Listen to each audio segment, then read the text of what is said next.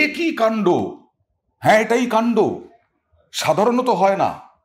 একই দিনে আমাদের ওপরে চাপ বাড়ছে, আবার একই দিনে আমাদের ওপর থেকে চাপ আমরা কিছুটা মুক্ত হচ্ছি।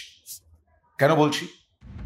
আমেরিকার প্রেসিডেন্ট ডোনাল্ড ট্রাম্প কি ঘোষণা করতে চলেছেন, নিশানায় কোন কোন দেশ, মুক্তি দিবস ঘোষণা করেছেন ডোনাল্ড ট্রাম্প। আর মাত্র কয়েক ঘন্টা, তারপরে ডোনাল্ড ট্রাম্পের নিশানায় কোন কোন দেশ? নিশানায় কি ভারত?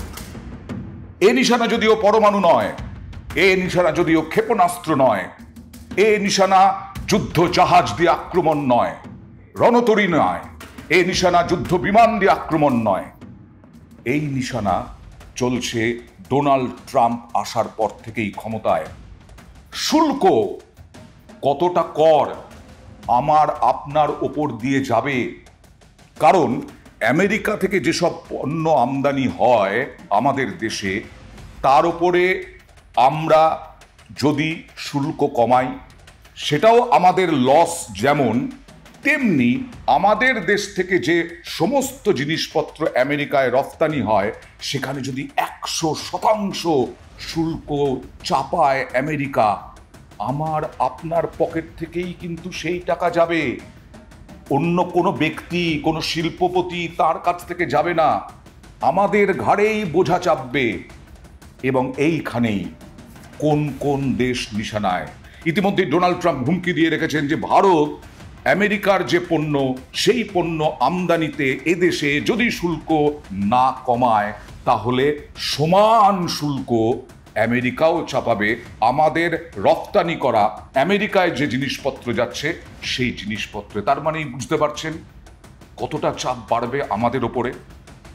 মুক্তি দিবস ঘোষণা করেছেন।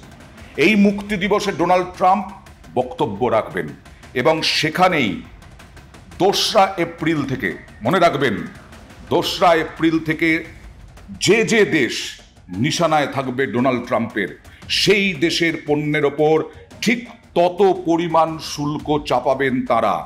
দিনটিকে আমেরিকার মুক্তি দিবস বলেছেন তিনি।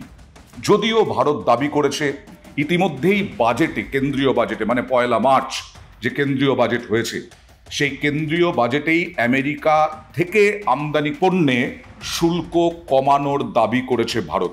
শুধু তাই নয়, ট্রাম্প কি বলছেন?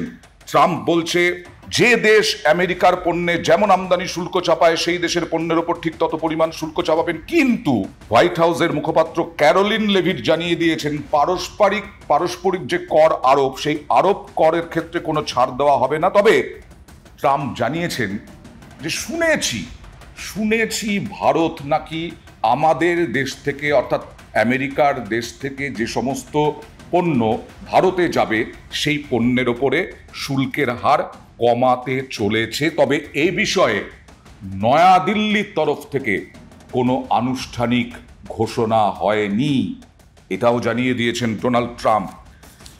আমেরিকায় লক্ষাধিক চাকরি চলে গেছে।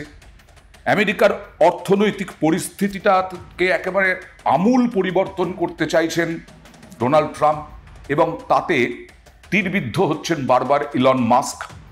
কারণ তাকেই এই কর্মসংস্থান নিয়ে যে কমিটি হয়েছিল, সেই কমিটির প্রধান হিসেবে বসিয়েছিলেন। সেখানে আমেরিকার অর্থনীতি অন্য জায়গায় একটা আশঙ্কা। সঙ্গে সঙ্গে এই যে শুল্ক বৃদ্ধি, এই শুল্ক বৃদ্ধির ফলে আমেরিকা চাইছে আয়। 43 কোটি টাকা দিলে পরে আপনি নাগরিক হতে পারবেন আমেরিকার, সেখান থেকে আয়। আমেরিকার উপরে আগে যে ভয় ছিল, আমেরিকার প্রতি একটা যে ভীতি ছিল, সেই ভীতি কিন্তু কেটে গেছে। কারণ শুল্ক কমানোর ক্ষেত্রে বিশেষ করে ইউরোপীয় ইউনিয়ন যথেষ্ট কড়া মনোভাব নিয়েছে। ভারত কতটা কড়া মনোভাব নিতে পারবে, নাকি ভারত শুল্ক একেবারে কমিয়ে দেবে যাতে আমদানি শুল্ক কম হয়? সে আমদানি শুল্ক কম হলে পরে আমেরিকাও আমাদের ওপরে বেশি কর চাপাতে পারবে না। এখন দেখার কি হয়, কিন্তু এটা আমাদের সঙ্গেই জড়িত। আমরা আপামর সাধারণ মানুষ, যাদের কাছ থেকে কর নেয় সরকার বিভিন্নভাবে, শুধু কি আয়কর, বিভিন্নভাবে যে কর নেয় সেই করের মধ্যেই, সেই টাকা পয়সার মধ্যেই জিনিসপত্রের দাম, পেট্রোল ডিজেলের দাম অনেক দিক থেকে ঘুরিয়ে আমেরিকাকে যে শুল্কটা দেওয়া হবে সেই শুল্কটা তুলে নেবে আমাদের দেশ, আমেরিকাকে দিতে হবে। কি হবে আগামী কালের ওপরেই নির্ভর করছে। ইতিমধ্যেই ডোনাল্ড ট্রাম্পের এই অর্থনীতির জন্য, অর্থনৈতিক হুমকির জন্য, হুঁশিয়ারির জন্য আজ পর্যন্ত একেবারে ভয়াবহভাবে শেয়ার বাজার ধস নেমেছে। আপনারা দেখেছেন যারা শেয়ার বাজার চর্চা করেন, 4 লক্ষ কোটি ডলার মুছে গেছে মার্কিন শেয়ার বাজার থেকে। সুতরাং আগামীকাল নিশ্চয়ই ডোনাল্ড ট্রাম্প সব দিক ভেবেচিন্তেই ঘোষণা করবেন। ভারতের প্রতি একটা আস্থা আমেরিকার রয়েছে সেই দিক থেকে, এবং তার সঙ্গে কালকে যেটা বলেছিলাম যে চীন ঘিরতে চলেছে পাকিস্তান বাংলাদেশ দিয়ে, একটা ঘেরার চেষ্টা, সেই দিক থেকেই দক্ষিণ পূর্ব এশিয়ায় ভারত আমেরিকার যথেষ্ট গুরুত্বপূর্ণ বন্ধু। সেই সব দিকে খেয়াল রেখেই নিশ্চয়ই ট্রাম্প পদক্ষেপ করবেন। আরেকটা কি, যেটা হচ্ছে আমাদের ঘাট থেকে বোঝা কমাচ্ছে।